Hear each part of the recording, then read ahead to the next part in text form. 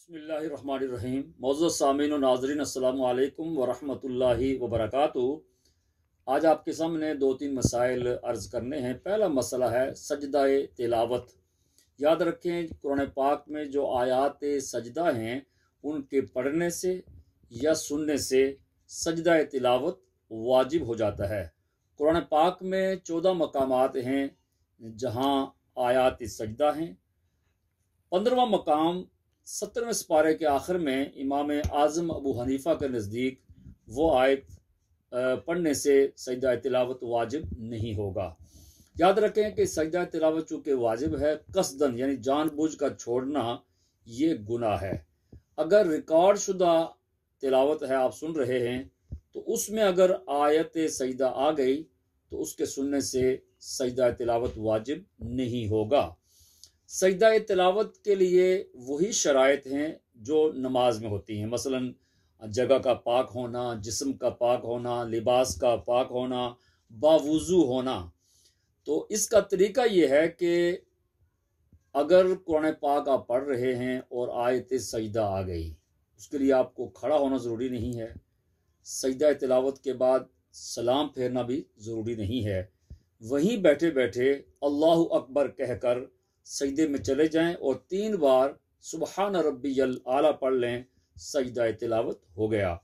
उसी वक्त भी कर सकते हैं कुरान पाक बंद करके, नहीं तो तिलावत मुकम्मल करने के बाद भी आप सजदा तिलावत कर सकते हैं। अगर फिर भी नहीं किया, कुरान पाक पूरा पढ़ लिया, तो एक साथ 14 सजदे भी कर सकते हैं।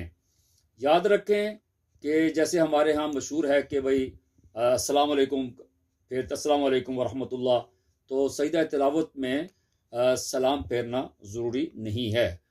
असर की नमाज के बाद भी सजदा तिलावत कर सकते हैं, चूँकि वाजिब है।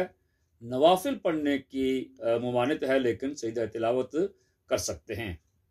इसी तरह दूसरा मसला ये है कि एक आदमी उज़र है, उसको वो खड़ा होकर नमाज नहीं पढ़ सकता, तो उसके लिए बेहतरीन तरीका यह है कि वो किसी से ना पूछे, खुद डिसाइड करे। शरीयत में यह है कि खड़े होकर नमाज नहीं पढ़ सकते हो तो बैठ के पढ़ लो, बैठ के नहीं पढ़ सकते हो तो लेट के पढ़ लो, लेट के भी पढ़ने की ताकत नहीं है तो इशारे से पढ़ो। नमाज किसी सूरत में माफ नहीं है। तो जो लोग खड़े नहीं हो सकते, चेयरों पे बैठ के नमाज पढ़ते हैं, वो जितनी देर खड़े हो सकते हैं उनको क़याम करना चाहिए। इसी तरह आखिरी मसला ये है कि हमारे यहाँ चूँकि जहाँ हम वज़ू करते हैं वहाँ साथ ही टॉयलेट भी होता है, तो वज़ू करने के बाद कलमा शरीफ, दुआ वगैरह पढ़ी जाती है। तो पूछा गया है क्या वहाँ हम दुआ पढ़ सकते हैं? तो पढ़ने में उज़र तो कोई नहीं है और कोई मुमानित भी नहीं है, लेकिन उसका अदब ये है, चूँकि फ़र्ज़ वाजिब नहीं है, वो दुआ बेहतर ये है कि आप बाहर निकल के पढ़ लें। कलमा शरीफ जो भी दुआएं आपने पढ़नी हैं अंदर न पढ़ें तो ये ज़्यादा बेहतर है। अल्लाह की बारगाह में दुआ है, अल्लाह ताला अगर कोई गलती हुई तो उसको माफ़ फरमाए। जो सही बयान हुआ, मुझे पहले और फिर सबको अल्लाह अमल की तौफीक अता फरमाए। वमा अलैया इल्लल बलाग।